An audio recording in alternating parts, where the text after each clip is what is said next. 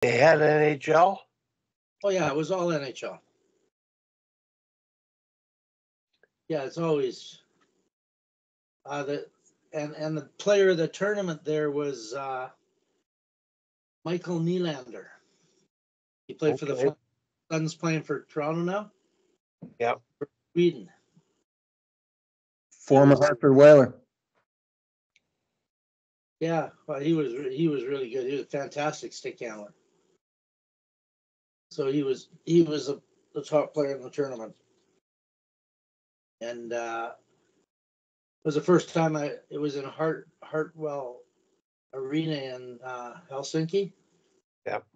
And it was always packed and girls dancing in the aisles between shifts, and I'd never seen anything like it. Well, the Czech games this year in Czech were pretty entertaining in Czechia. I saw they had guys and girls on the stairwells, and a lot of music. It's like watching a North American game, except the fans might be louder.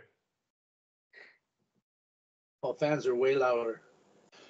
And what they do is they have themes. They don't just, like in the Saddledome, it says make some noise, but there's no context to it.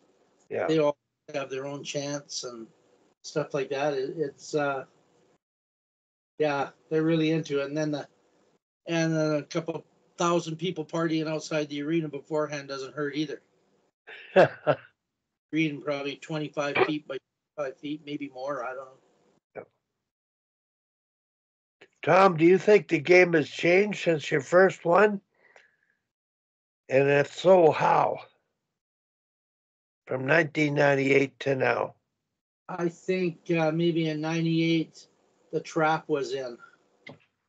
The trap was in style. And almost everybody, the four on the attack and being a really aggressive forechecking is kind of the norm now. Yeah. So I think that's something that has changed. Yeah. But, I can't really remember. It's always exciting. It's always unbelievable hockey. Yeah. But yeah, that's where I first saw the 131. Finland was doing it. I don't know why I'm getting double. Finland was doing the 131 power play, and it was called the Finnish power play because Juuso's team invented it. And started spreading all throughout Europe. I'd see it every time I went, and then it worked its way into the NHL. Now everybody uses it as the go-to power play. And he was doing it back when? Finland. How early? Well, in '97 they were doing it. Probably before that. Juhani was coaching TPS, and he had guys like Hannu Virta on that plan. Yeah. He came up to him and said, "Juuso, our power play sucks." He says, "Well, you guys go create something." And I'm thinking that one of them must have been a basketball player because it's a real common system in basketball. Yeah. And they came up with a 131 and used to be called the Finnish power play. They were the only ones, and then it kind of worked its way into because I know in my book I write about it, but nobody was using it. And that was like about 2000, 2002. But everybody's using it now. Yeah. Well, it's because it has 4 natural triangles all the time. Unfortunately, Calgary's power play guy, Savard, just got fired, or says mutual. He's moving on, and the last month of the season, they had one of the best power plays in the NHL. When that Russian started to play for them, they started to score regularly. But he was in charge of the power play.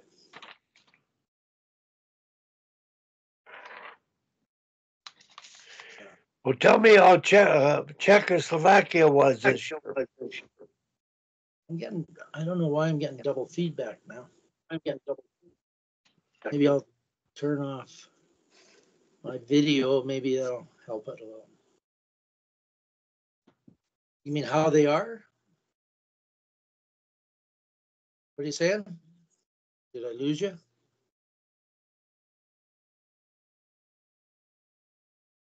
Wally, you're still there? Can you hear me?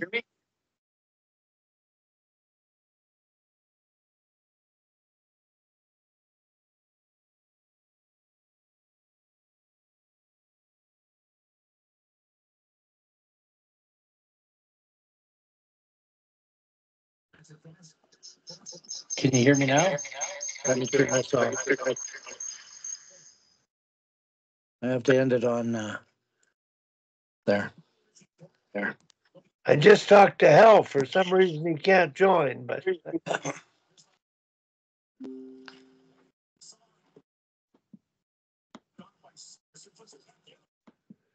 Tom, have you heard anything about spring camps? Oh yeah, the new guy asked his opinions about things, and Sean said all it was before is kind of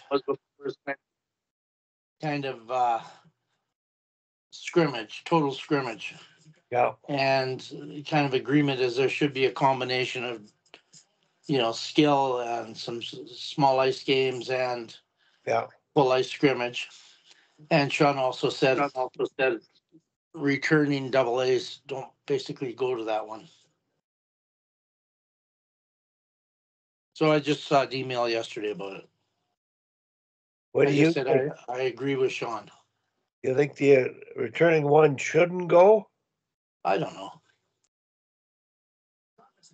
I thought it was just I don't know.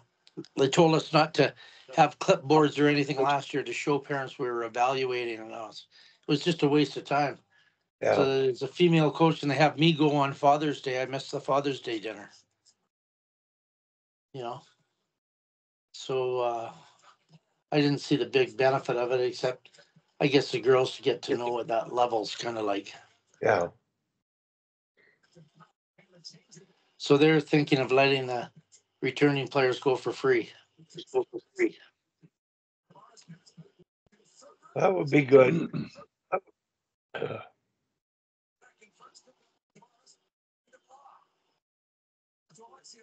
Tom, I got a question. Hi, Hal.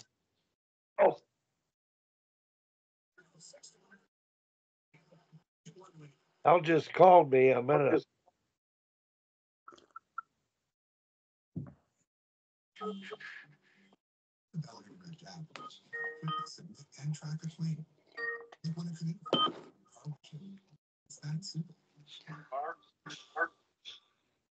Hal, you're on the phone. Can you hear me? Yes. Can you hear me? I can hear you. I wonder if Tom, can you hear Hal? Yep. Yep. I'm leaving you on the phone on my cell. So you're with us. We can't see you. I can on my phone. We've been talking about the Worlds. Tom just got back from the Czech Republic. Yeah. I'm curious. I asked Peter if he still watched the Worlds, and Tom was at the Worlds in 1999, 98. He said he presented with Johanni in Finland, and they had invented the 1-3-1 power play back then. I guess I'm going to ask you, how with your school teams, do you use the 1-3-1? Do we use it? No, not really. For power play, it's sort of a 2-1-2.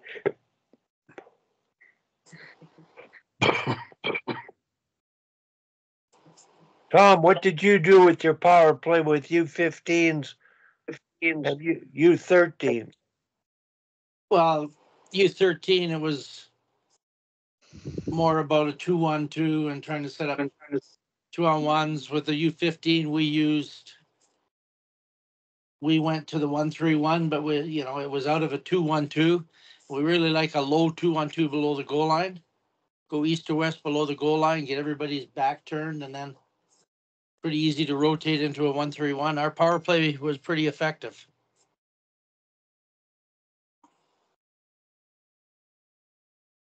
What age level does it pay off to work on power play, Hal and Peter?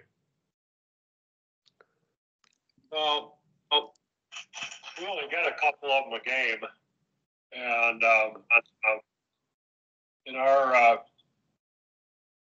like to spend more time working on penalty, but especially with kids that are, because power play, in my opinion, you got to have a lot of skill. You got kids that can read seams. You got to get kids that can, move.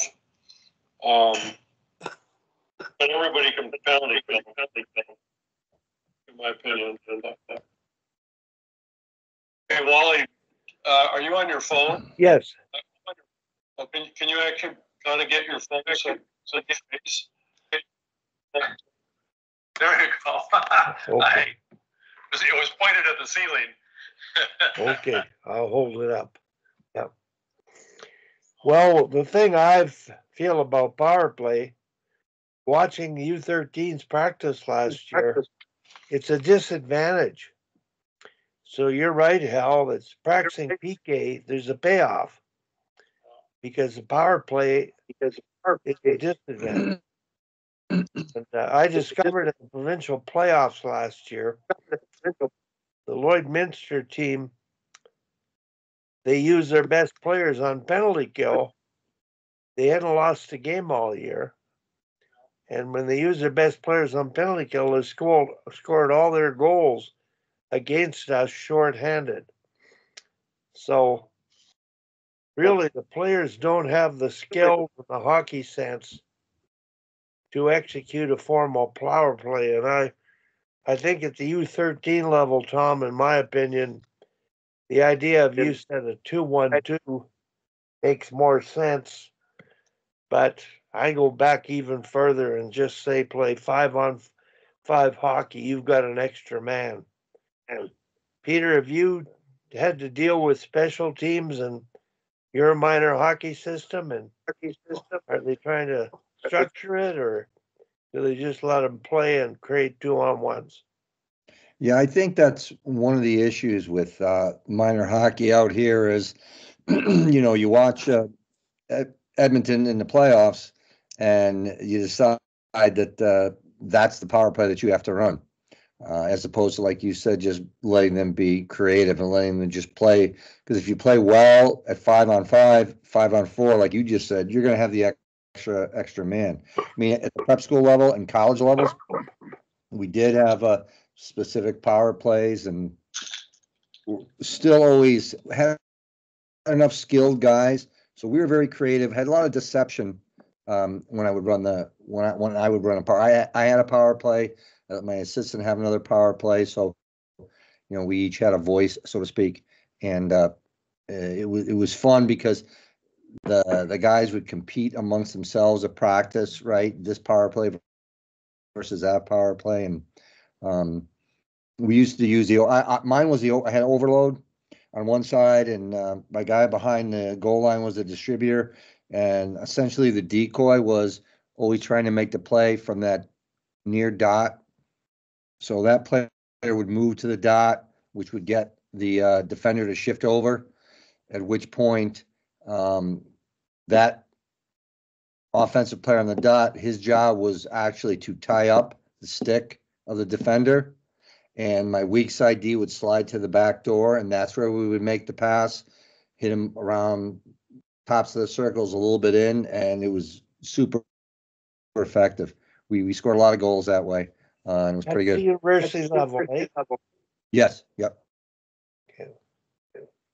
Well, I found even at U13 a 2-1-2 where they go both deep players go below the goal line. They go side to side, east to west, and F3 because it's very similar to the 5-on-5 play.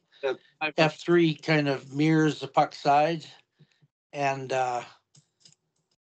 everybody's back gets turned. We were pretty effective doing that as U13. They couldn't do the 1-3-1, but doing that, and because it kind of meshed right into what we were doing on our forecheck anyways, it was good for both the 5-on-5 and the 5-on-4.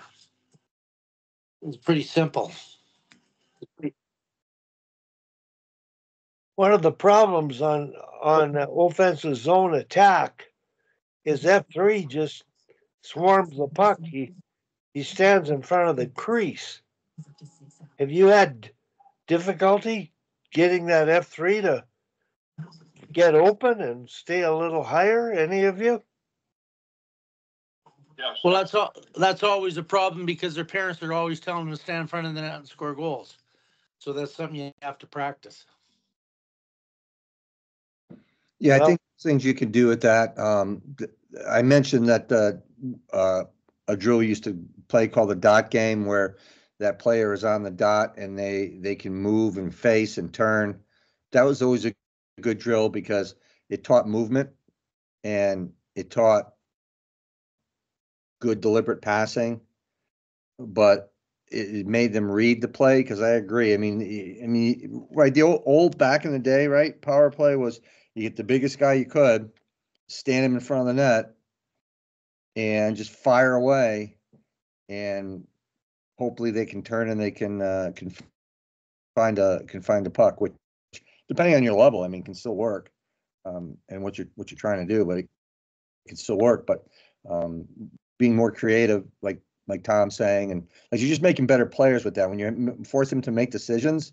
Like we would give our guys parameters, and they had to read the options. Like even though that play I was talking about where the guy on the dot was the decoy, so to speak, if that defender didn't come out, they could make that play and he could walk it right to the net and look for a shot. So I think anything you can do to help. Good game. Yeah, anything. Yeah, it's a good game. Anything you can do that teaches them to be more creative, like Tom is saying, or that's what you're doing, and I think that's great. I think it's also, with depending on your skill level and your competition. So I like to pressure the other team because they're kind of expecting you to go into that box formation and be soft. And I like pressure because I want the other team to make mistakes with the puck, and then we want to jump on them and score shorthanded goals. But sometimes, it just depends what other teams are showing, what their look is when they've got possession in the D zone or our D zone, and we in our minor hockey in the United States, we can't. If you're short-handed, you can't puck at the whistle. And so it's a very it discourages of taking penalties, that's for sure. And it's from a practice time allocation. I can't spend a ton of time working on short-handed and full ice presentation because we don't get to play on that short-handed if we've iced the puck. It just comes back with the referee.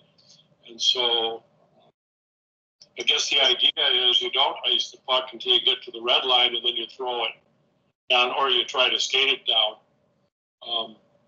And that's supposed to make better hockey players, I guess. I don't know. That's USA Hockey's rationale. So. Well, one thing I learned over the years is back in the day, Tom, I never saw the Europeans do an even numbered drill. It was all outnumbered, and they had an offensive advantage. And because they did that, they scored goals. They learned to get open. They had offensive hockey sense. In North America, we tend to stay with even numbered drills, and they're just battles, and there isn't the extra space because you have the extra man who has to find out where to go. So I think that's where the difference in their developmental curve is they've done more outnumbered advantage drills like 3-on-2 or 3-on-1. And I'm not sure they've even broken them down to progressively teach, how to drive or drive trail and eye up, those little things that I'm sort of been brought up with in terms of the way to play a 2-on-1 direct attack and then take it to a 3-on-2 attack triangle. I just don't see that happening anymore, and I don't think it's taught. It's all crash the net and put the puck on the net. And I think into some sense they're emulating the NHL because now most goals are happening from tip-ins in front of the net, screens in front of the net, and I think it's affecting the way minor hockey coaches coach. They're coaching to score the way the NHL is today, and the evolution of learning, or the progression of learning, is direct attacks, indirect attacks. By direct, there's attack triangles, there's triple drives, the fourth man trailing, there's high delays and lower delays, and then there's some cycling, low zone offense, low to high, and scissoring and switching of positions. And I see the NHL working on all that, Wally. I know they work on it, but in the playoffs, I don't see it happening as much because you know what I'm seeing in the playoffs? What I'm seeing in the playoffs, I watched that game last night, is they're creating 2-on-1s on the widest guy, lots of cross and drop and scissors and stuff like that. Different than a little while ago, everybody was just doing the middle drive with 3 guys going. But now they got 2 guys picking on 1 guy, and the 4th guy's coming up. Like I just think right now they're playing so well, it's unbelievable. I don't think they're just driving to the net and trying to tip it. It's when they got possession, they do. Yeah. But on the rush, they're creating 2-on-1s and picks and screens, and like it isn't one-dimensional. How were the goals scored in last night's game, Tom? Well, one goal was the D recognized there was 3 attackers behind him, and he initiated the attack. The blue line, he dished it off. Someone passed to the middle, and they shot it. Yeah. That's one I can remember. In a little bit of a daze. I just traveled for 2 days. Yeah, do you think, because one of the things that obviously everybody that's played Florida so far has struggled with is their forecheck. One thing that I've been noticing, and tell me, Tom and Wally, if you've seen this, I don't see forwards coming back to more or less legally interfere or take up lanes to slow down that attack when that puck goes in. So those defenders have very little time to react or do anything with that puck. I feel like just because the forwards necessarily aren't getting back as hard or as fast as they could in front of the attackers to kind of slow them down and give those defenders a little bit of time. And maybe they just can't do it because the game is just fast now, but I don't really see that wave coming back. I mean, I do see it with Florida, but I don't really see it with other teams doing it that effectively. Well, I think. Go ahead, Tom. Go ahead. Well, Florida just plays a game so hard. They finish every check. They come back hard. But if your players are in really deep and the other team breaks out, it's tough for them to get in front of the rush. No, it is for sure. But again, being aware, right? Always talking about being above the puck. That gives you that opportunity to get back. I don't think they're as aware sometimes. I think they're just getting, a lot of these teams are just getting caught because they just aren't aware of that importance of getting above the puck. Maybe it's your weak side player that is least likely to get a pass or retrieve a puck, should probably be at or above the puck to either help out, or they could just drop back down. I think they're mostly you're doing a 2-1-2 with F3 mirroring and reading whether it's higher if it looks like they might lose it, but being a passing option near the dot if they get it. And they're not pinching on the strong side. Most of them, they're pinching on the weak side. And I think, that gets two players pretty deep all the time. If the puck was deep. But yeah, Florida, they come back so hard. They do help their D for sure. Yeah, absolutely. See, Peter, back in my day, we used to pick up the wide winger. And now the back checker chases the puck carrier. And he pressures from behind. And I call it the accordion, so the defender can close the gap and they squeeze him. But you're right. Watching the playoffs, the F3s are sort of caught between back checking and picking up an open player. But I do know they've got to really search and find the trailer. There's been a few goals scored on changes. The time and space that you give up on a change, it's been critical and resulting in goals being scored. I find at the NHL level, there's a number of goals that happen because of changes that were pretty good, but boy, by the time they got on the ice, they were out of the play and couldn't recover. But the back checking roles and responsibility, we teach kids today to come back through the middle to the puck carrier. That's the theory of back checking. Well, then the second back checker has to take that fourth man, on the wide side, because otherwise he's wide open. Yeah.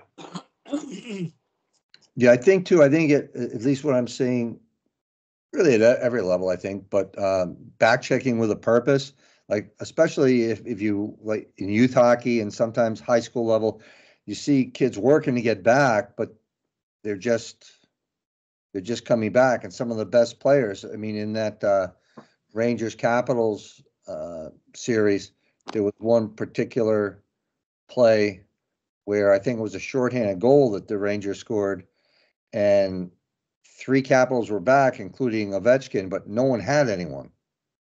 No one actually picked anybody up, and it ended up being an easy goal for the Rangers, where the player coming late is actually the guy that found the rebound and got it, instead of very simple back turn and face. There really wasn't very much any of that. Yeah, I think that's a skill. Bouwmeester used to do that, and I noticed him, the only guy that did that. He'd come back, he'd see his partner had the attack, and then he'd turn at the blue line and face up ice and figure out who he had to cover. And most guys come back looking at the puck carrier and they don't see what's happening behind them. I think that's what you just talked about. Yeah, I mean, someone's coming in, they got enough players back, but they're not really doing anything. Yeah, exactly. I mean, I can't tell you. I mean, if I could have just put the phrase turn and face, on record and just hit that button in a game, it would have saved my voice quite a bit. Yeah, well, that's a great concept, because that's the problem is you get players back, but they're all back watching the puck carrier and things are happening behind them. They're back, but really not doing anything when they're back. Well, the phrase Dave King created was swivel your head. Look around, look behind you. This is a little different though. You don't look, you're not skating forward and looking around. You're turning to the backwards and looking and finding people and then go get them. So it's a little bit different than a head on a swivel. Yeah, I'm talking about you're in the D zone and people are sneaking in behind you. Yeah. You're puck watching. Puck watching is critical. Well, you're kind of talking once the puck's in there. Yeah, I think we're talking about during the rush, Yeah. and you come back and you got to figure out what your job is. And your job isn't to cover somebody that's already being covered. And I know in my coaching, it's not the problem of people not being back, it's not being aware of what, everybody has something to do, and what is your job? Yeah, yeah, and while you're right, I mean, I would always, especially with my defenders, when the play was 5-on-5 and we were in the zone, I would always say, even strength, count 5. If you're a D man, count 5. If you can't count 5 opposing jerseys, you better look behind you, because that's where they're going to be. So always try to keep that play so you could see the 5 jerseys, head on a swivel, like you're saying. I got to go upstairs for a few minutes and let some animals out. I'll be back. Okay.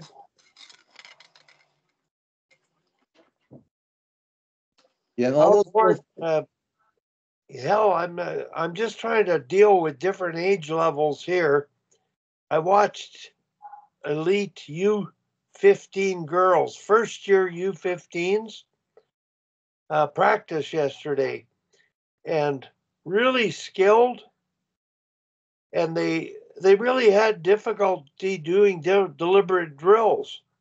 In fact, I thought the deliberate drills were frustrating to watch.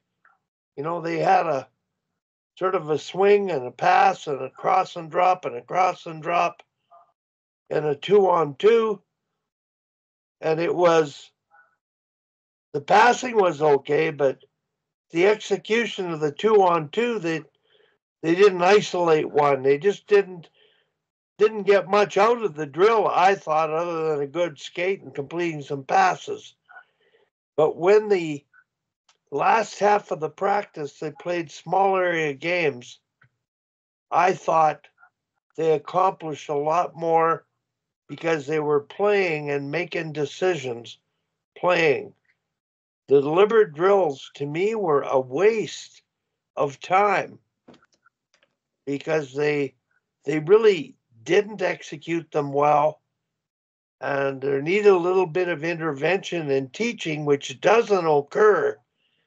So I guess my premise is, if you play small area games or outnumbered situations or scrimmage, half ice or whole ice or cross ice, you're constantly practicing skills in hockey sense.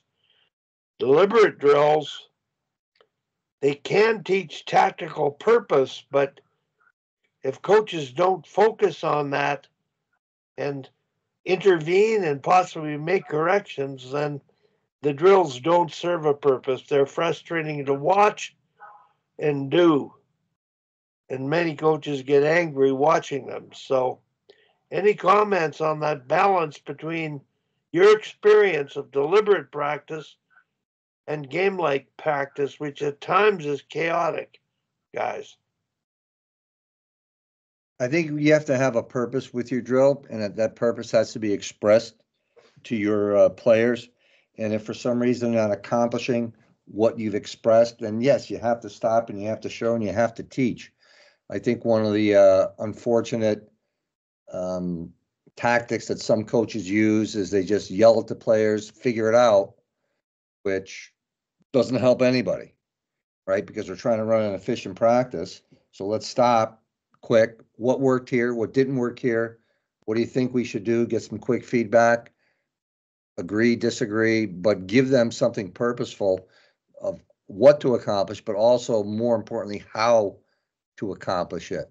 It's great to have a goal in anything you do, right? But if you don't have an actual plan on how you're going to accomplish that goal, it's going to be difficult to be successful. Well, I'm going to pick both of your brains right now. And the first thing I'm going to do is talk about one-on-one. And I'll talk about offense. If you're playing one-on-ones and you have a drill that ends up with a one-on-one, what are you telling, or what are you hoping, or what are you asking the attacker to do? What are some teaching points that you'd like to see him experiment with during the drill? So I'll tell you, Wally, I went through this a couple of years ago coaching high school girls, and one-on-one, and watching them, and they always go right at the defender. And I said to them, what are you thinking about? Well, I'm trying to figure out how to beat her.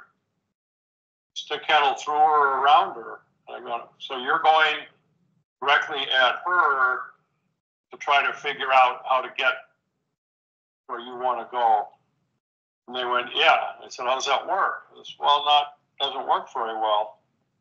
So why don't you actually, instead of going directly at her, why don't you do a big 90 towards the middle, or go someplace rather than right at her, and force her to come to you. And if you do that, now you're going to have more opportunities and more options. And like the light bulb went on, and they went, oh, wow, that's interesting. And so I didn't tell them exactly what to do, but I told them, don't keep doing the same thing over and over again and thinking it's going to work. Try some new things. And to me, it was more of a mind shift of, rather than me going at her, I'm going to go down in that space, and then I'm going to move into a different space that she's not used to seeing, and see how she reacts to that. And then I'll decide how I'm going to go forward. That's a good one. Hell, you ask them, and the idea and the thought, the light bulb went on, and they attempted it. Dave King had a progression, and it was cross ice.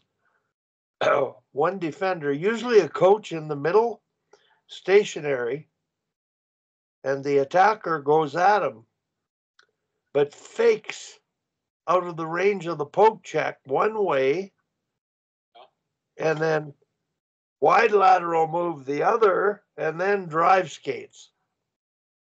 So we work fake right, fake left, and drive skate.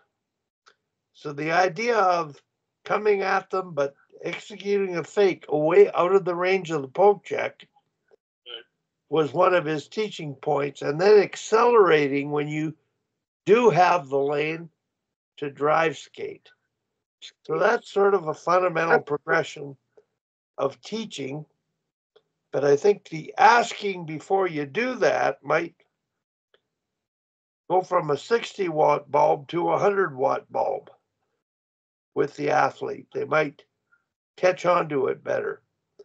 The second progression for Dave was you put a player in the middle, and the player moves slowly backwards, and you execute the same drill. It's not like live one-on-one cross ice, but it's with movement.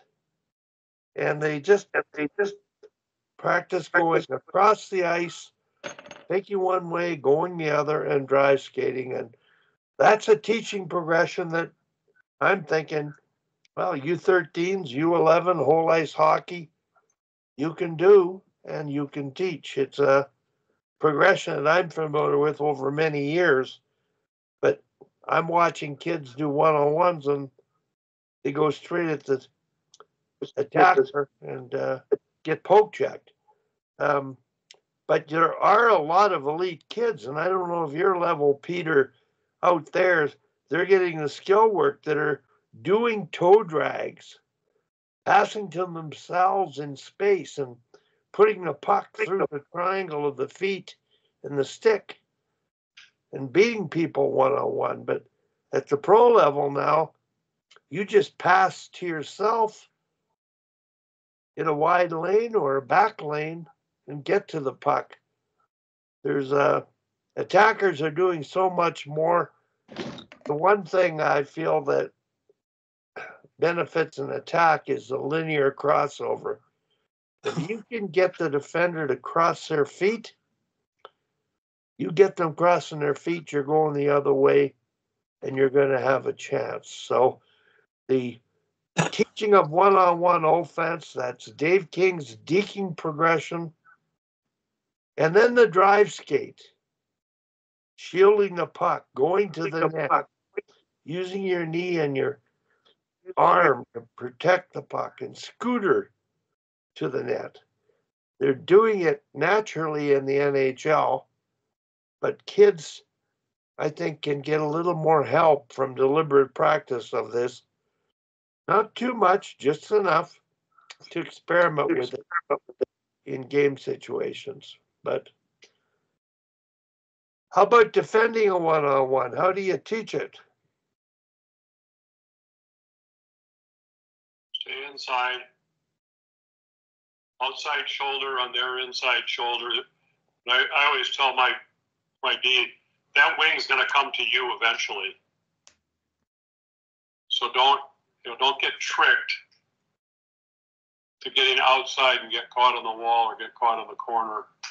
You got to read the play, but I'd much rather have that guy with the puck end up in the corner than in front of the net.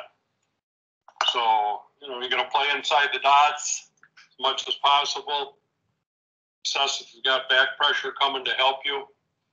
So it's either, and I know I've started talking to my defensemen about, you want to be a disruptor of the offense. I use that word a little bit now. Be disruptive as a defender, especially in neutral ice. But always protect the middle, protect the house. And if you've got a really skilled player you're playing against, then respect that player. And a really skilled player is probably going to want to try to find his way to the middle or into the inside and watch for those subtle signs and just keep moving with them. But you've got to have the skating ability to do that. You've got to be able to skate backwards laterally pretty well also. So we're just starting to teach our kids that, our Bantam kids. So. Well, I agree totally with what you're saying there, Hal. I think one of the big problems is, focusing on the puck. Like, I know we had some really skilled D, but they're so used to their sweep check working, and they sweep check from inside to outside. And a good player now is on the inside of them. So Wally has a good progression. He calls it the handicap horseshoe. And they, first of all, with no goal, they're skating back with no stick, just blocking people from getting into the crease. And then they're going on a one-on-one with their hands behind their back, just doing the back skating, and that's pretty tough for them. Then the hands just in front of them, so their back is erect. And, and then it progresses to stick upside down, and then, stick in the normal position. And that really helped. It really helped my D this year, not fishing for the puck, eh? One of the things too that I taught with my defenders was the toe of your stick, to point that at the puck, because very often the defender will show their hand first. They're going to maybe try to just put it to one side or the other to try to deny that pass. But pointing your toe of your stick at that puck doesn't tip your hand, and you're still able to move it either side as much as you need to, and you're not kind of tipping your hand there. And that's been very effective too. See, and I teach the opposite. I teach the elbow back, stick flat. This is from an NHL defenseman I coach with. Because then you're able to poke check because, your elbow is back. So they can't read. It's harder to put it in front of your toes. And, they can't read how far you can reach. So it's kind of, and they both work. It's just, yeah, I mean, your elbow you is got a purpose with them.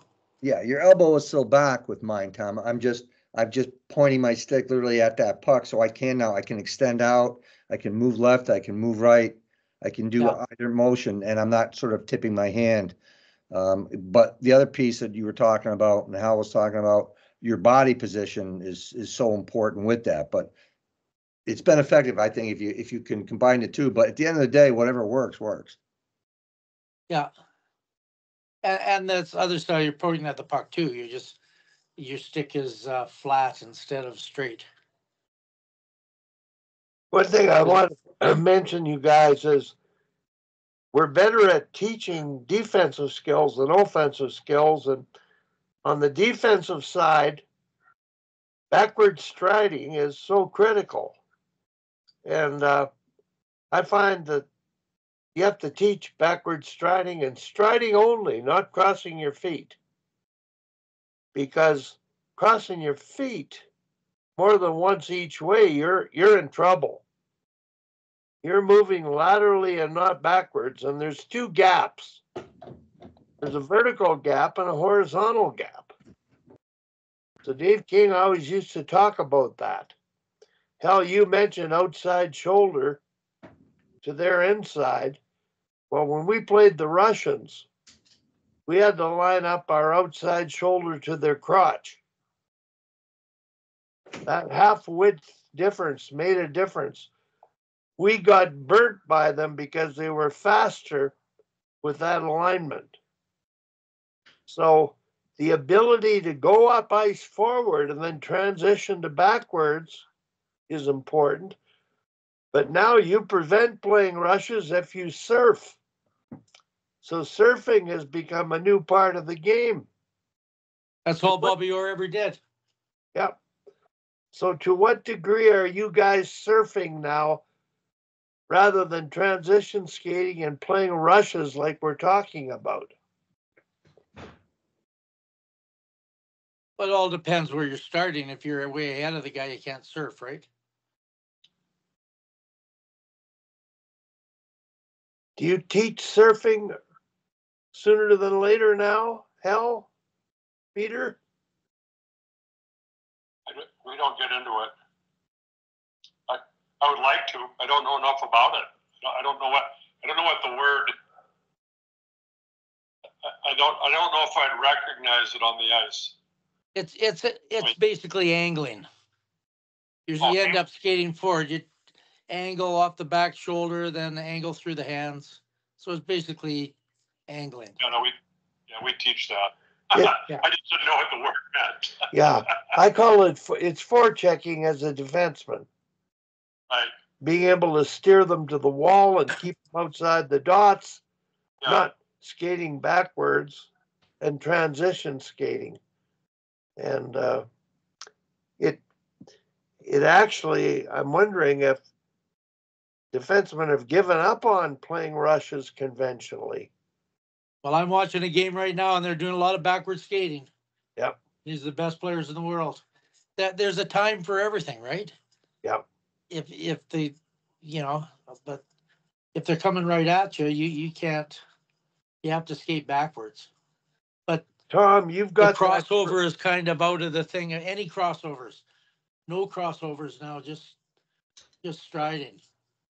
Tom, you do that warm-up drill where they go to the ringette line to the top of the circle and back and forth, turning, transition skating with pucks. I think it's the most important drill at your level that you can do because it's all direction turning and stopping and transition skating with a puck. And it teaches the skating you need. Without teaching, you just do it. You're learning it. You're practicing it.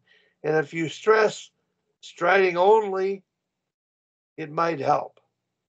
But I think coaches have to spend more time on those deliberate skating skills for the sake of the game. And if you're going to do one-on-ones, I think one follow one is a great drill for forward skating and evasive skating and staying with your opponent and turning when they turn, not turning around a pylon, but being able to read the situation and turn accordingly. And that, to me, is the difference between deliberate practice and random practice. So I think it's worth it to throw your hands up and say, coaches, play small area games more.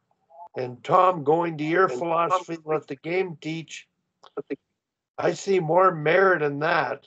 Having just recently watched 4 practices, U15 and 2 U15 and 2 U13 practices, and watching the struggle in deliberate drills, the timing in deliberate drills, I just thought it was frustrating to watch. So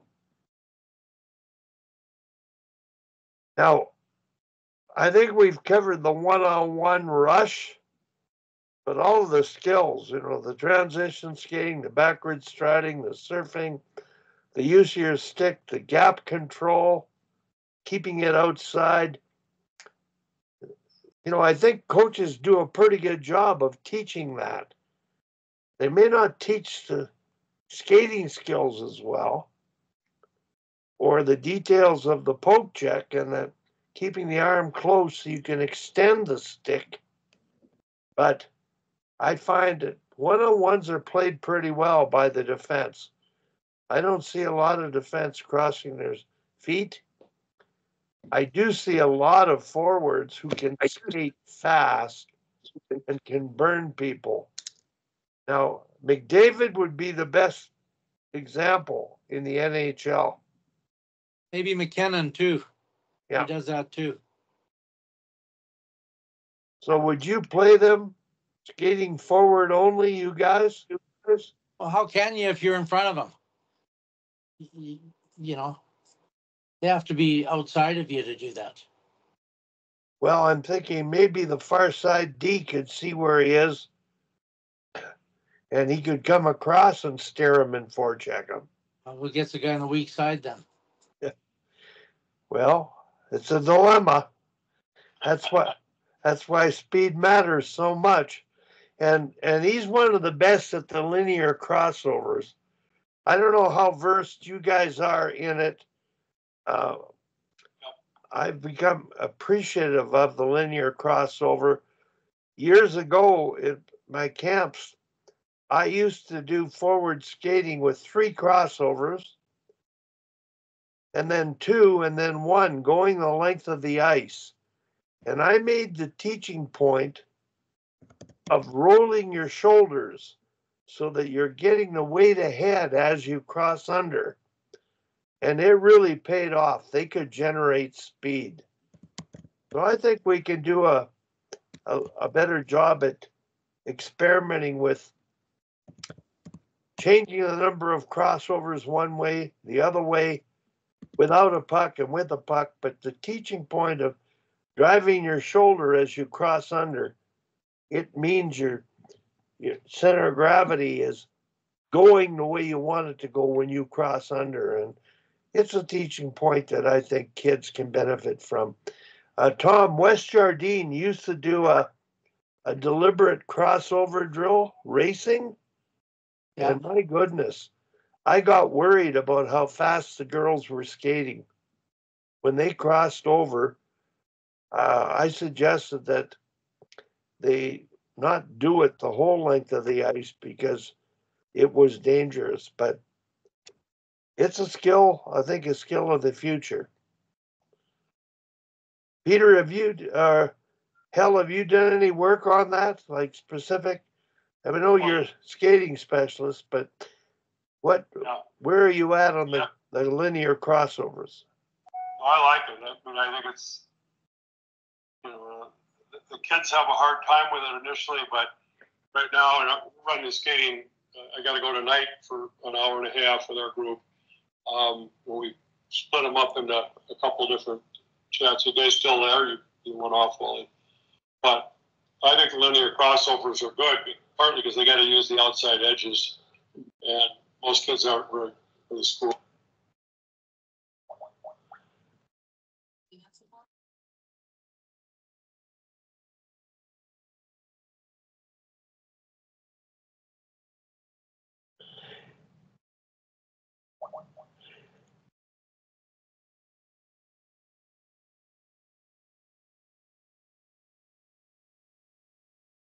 We lose Wally. Oh, you still there, Wally? Last time I'm trying to resume the call with Hal.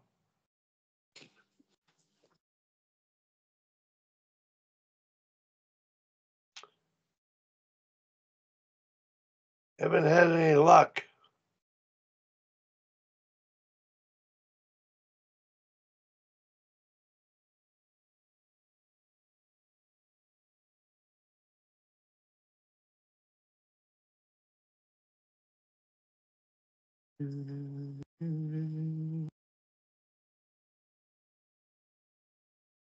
I'll tell you, Terry sure enjoyed I got him now. touring the city and stuff.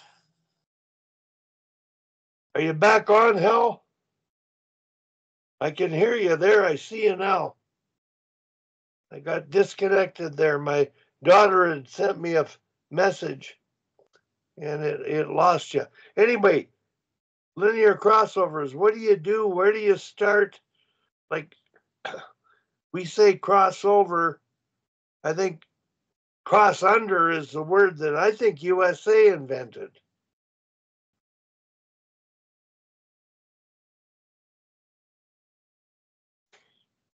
Well, everybody's inventing new. It sounds like we all work for Amazon right now.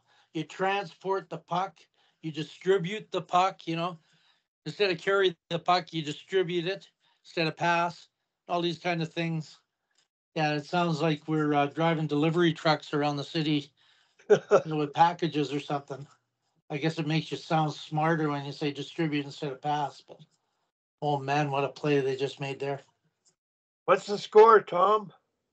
It's 3-1, but Slovakia's getting a lot of chances.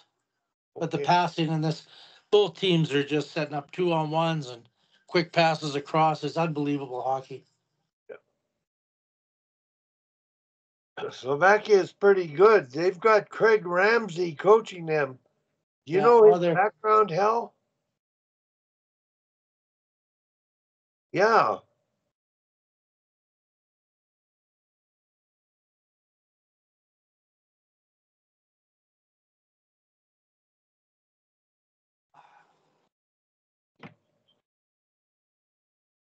Well, they beat the USA in the preliminary round. Yeah. Pospisil's being their best player, but he hurt himself. He went to hit a guy and crashed into the boards, Yeah. so he hasn't played.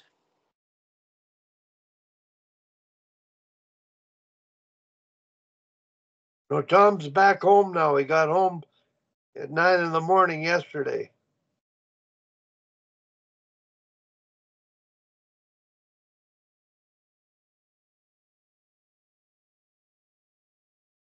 Tom, did you meet up with John Evans? Yep. Yeah, him and his son.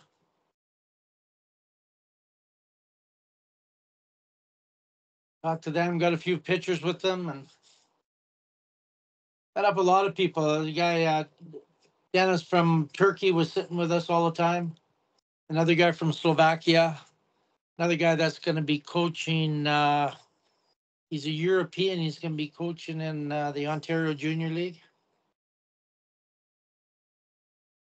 Go ahead. Hal's got a question for us, Tom.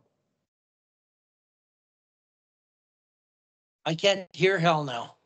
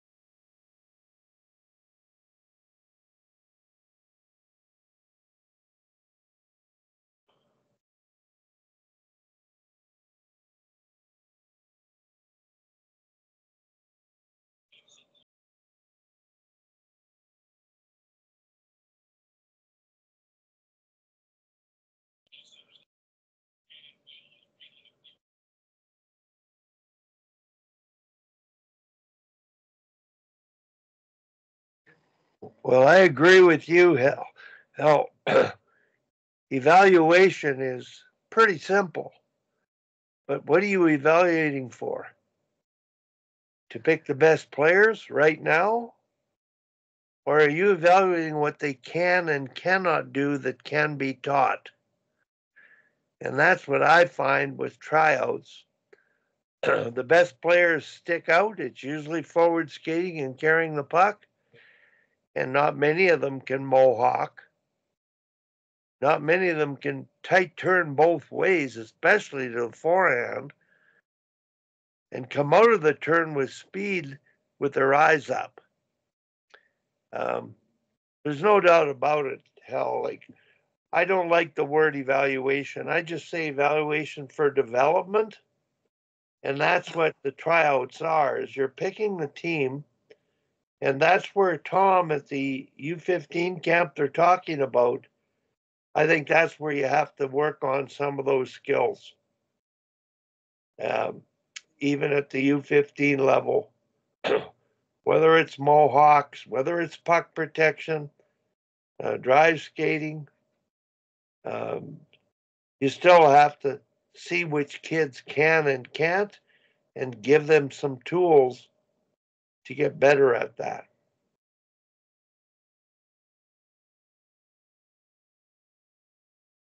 You should see how many times Canada's going east to west, corner to corner on the attack. So behind the other team, behind the Slovak net, they pass one side to the other, and that, you know, creates space. Hal, have I still got you? Okay, Hal, I'm going to attempt to put you on my speaker. Yeah, I couldn't hear what Hal said. Yeah, I'm sorry. I should have had you. Here we go. We're getting there. Okay, Hal. Can you hear me? Yeah, I can hear you guys. Okay, I Tom. can hear you now. Here, Hal. Yeah, I can hear him now. Okay, sorry, Hal. It was my fault. I That's okay. had my Wi-Fi on, not my speaker. So we were talking about testing the kids as part of, you know, we have to rate every player because that's the way they do it, and every kid ends up with a total score. And they've been doing it just out of scrimmaging. They want you to come and watch a scrimmage and then say, "Was this kid what's his hockey sense 1 to 5?" Well, really? Okay. And the hockey sense, skating, they have like 5 categories. So we start measuring in their top speed and do all that, do a couple of things that are, not, that are objective, not subjective, as part of the process. So Leatherwick did this whole project for about 10 years. He started with the Olympic team in 1980, and he's got all the numbers on it and the whole thing. Then he followed it for a number of years. I used it one year when I was coaching in Edina Phantoms. We didn't use it to select the team. I just did it for informational, and sure enough, and it's common sense, but the kids that skate the best made the A team, and then the next best skaters were on the B team. It was there was a 1 or 2 player differential, but that's meaningless as far as I'm concerned. And I've got a program I'm working in, and all they do is scrimmage during tryouts. They do some cross ice, they do some full ice. We'd only have 60 kids. I said, well, let's get the timing lights out, and let's see who can skate and who can't skate. Because most of these kids have never had any skating instruction at all until I showed up. And so I'm just wondering what you think. And then the issue is, well, how do we incorporate the scores into their tryout numbers? Because apparently you got to rank the kids so the parents aren't, don't chew you up at the end. And so just Just looking for some ideas or some other ways. They've approved my doing this, and so I'm it's not tough. It's about it's sort of goal line to the top of the circle's acceleration. So it's 2.5 seconds or something like that. 3 seconds. Top speed would be from the center red line around the net to the blue line, or you can set it up any way you want. You just got to see who can get a good run, and then it's all relative to each other. And then some one-on-ones. Is that kind of interesting to see? The other thing I've noticed that kids don't want to play defense. The girls all wanted to play defense, and the boys, none of them want to play defense. so it's just like, oh gosh. So tonight I'm going to split the defensemen out of the group and just put them in one group tonight. Yeah. Put the forwards in the other two groups. And now that they know I'm going to be the A Bantam coach, they're paying a lot more attention to me now. So anyway, you guys got any thoughts about objective skating measurement versus just eyeballing them? Hell, I don't have anything on objective. I just think I'm sending you a form that Tom has completed already with his team that ranks players based on their skill, their hockey sense, and their intangibles. Now, the benefit of this is they're going to have to pick a team. They're not there to teach. They got to pick a team and get them in groups sooner than later. Yep. So I have a friend that coached novice, and they played for me years ago, but he took over the Springbank Community Association, and a number of his friends who I had coached, they evaluated players, and they had 3 zones of the ice. And everybody mixed up in one group was in each zone. The first one was skill. And they eventually were able just to see, okay, which players were the Eagles, the ones that could fly, and they went down to one end, and which were the Pigeons, who couldn't skate very well, and then there were a lot in the middle. So they identified just how well they can skate now, not teaching them much now. And then the second station would be competitive 1 versus 1. And because you had split them into Pigeons, Hawks, and Eagles, you went 1 versus 1, and you could move some Hawks up to the Eagles and some Hawks down to the Pigeons. So it's more important to keep the Pigeon group large. Yeah. And the third station was hockey sense. So that's where you had numbers. 2 against 2, 4 against 2. Who had the advantage? Who had their head up? Who could carry the puck? You saw what they could and couldn't do. So tryouts in reality are an opportunity to teach. Tom's tryout, GHC camp, is a perfect opportunity to combine teaching with evaluation. So they're having a conversation right now about this and taking time to teach at their camp. Now, I have the coaches who coached their teams last year to rate the players on the skill of the trait on a scale of 1 to 5 using 0.5s on skill, hockey sense, and intangibles. And of all of the traits, intangibles are your compete, your 1 versus 1, your battle. And that they're kids that work hard. They're kids that don't quit. They're kids that are going to fall and get up and do it again. And once you've used an Excel program and sorted them and ranked them, you'll get them into relatively good teams, balanced teams where they can compete and make each other better. Now, when this coach did this 8 years ago, he had novice teams, 9 and under, which was whole ice hockey. The association had 11 teams.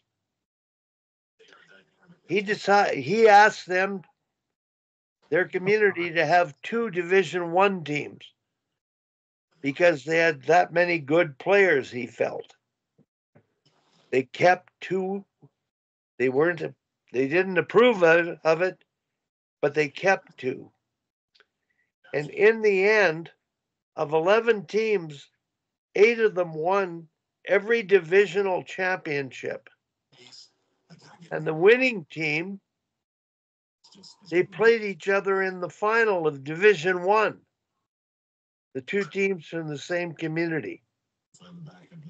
So that model of selecting and grouping worked for him. And having coached him, I did teach how to play situations, fundamental skills, and I'm sure some of that rubbed off with them. But the tryout model, what happens is you have people putting their kids in higher groups that shouldn't be yet. And I think if you group kids according to what they actually are and are able to teach them somewhat, they'll even get better just competing against kids their level. But that's the only advice I have is, you can teach skills. Now, most important thing is your teaching of skills has to be to the coaches so they can teach skills. Because you're affecting a small number. So whether they give you enough time to work on that, do you see what I mean? The trade-off is it's time. And there's work that needs to be done with coaches. And coaches, if they're not getting it formally in their certification or education, then we have what we've got. A process that's spinning its wheels. So I agree with you. As far as skill, off the top of my head, you might want to jot this down. I would do breakaway skating the length of the ice with a puck. And you can see which kids handle it rather than push it ahead. And you can see who the fastest kids are, and you can teach them just to push it ahead. Don't handle it in breakaway skating. It'll slow you up. I saw last night this team did 2 laps with a puck, and I would have been slow on the ends, safety behind the nets, but acceleration from ringette to ringette with focusing on the teaching points of breakaway skating, not the forward stride and push to the side and rhythmic arm action, but just breakaway skating. It's sort of like the bang for your buck that will help those kids play the game now. And that's just one thing. Skating crossovers on all the circles, both ways, without a puck and with a puck. Just doing all of the skating. Now, if you can teach some of the skills, fine. But I think the best thing is just doing it over and over and over again. And if you're able to make some teaching points, they'll get it. To measure them at that age and time them, I think it's a futile exercise. Yeah, it you get a grading and a ranking, but the kids are going to work hard at doing it over and over correctly. They're going to get to the next level. So evaluate those 3 traits, and I'll send you the sheet with a breakdown of those traits. Hell, keeping in mind it's for elite hockey, U13, 15, and 18. Okay, well, that'd be great. And it's just a little more detailed information on skills and description of them and hockey sense, what that means, decision making in terms of situations, and the eyes up. And then the intangibles are your work ethic, your coachability, your determination, your compete. And I think that's the thing that amazes me most watching the NHL and watching the Worlds is those guys all compete. Well, no. They wouldn't be Well, that's why they got where they are. They're incredible. They're really quite incredible. I'm totally blown away by them, and I don't even know why I bothered to play hockey. I can't imagine that I ever competed that well. Well, you know what? If the opportunities when we were that age were there, I think it would have been the same guys, just more skilled guys. They would have been more fit, and had a little better technique because there would have been so much coaching. Yeah. But like that camp we're gonna have at the start of July, so we go. They get 2 75-minute hockey practices. Yeah. And 1 75-minute skating a day, plus 1 outdoor shooting and skills. And, they get basically a month of practice in 5 days. Yeah. And if that would be a model, to do a lot of stuff, because you get the same kids on the ice the whole time. And, I didn't advertise it. It's just word of mouth. It's full now. But, you need some time to progress through things. Yeah. And You see, this is the point. Both of you can teach. And Tom, I'm listening to parents, kids that are going to try out, and they're absolutely praying to get picked by your team, to get picked by you, because you're going to teach. And I know kids that actually cried last year because they weren't picked by you. And I cried because I didn't get a few of them too. But I think If you get 1 out of 3 choices, eh? If you play a role at this U15 camp that's wide open, they're not charging returning players, and do some of what you're doing at the camp, you'll affect more people. And hell, what I'm saying is, if you can ever do a coach's thing with one team so they see it and value it and take a little bit back, that will help. I don't know what else to say. I just think our certifications and programs in Canada got away from breaking down a skill and teaching skill analysis, and progressively teaching it with a whole part whole method. And it translates right into teaching tactics, individual tactics, and team tactics. The ability to teach is what we don't do as well as we should. I agree. Boys are going to run. It's almost 11 o'clock, so Okay, I just sent that form to you and Tom. I emailed it, thank you.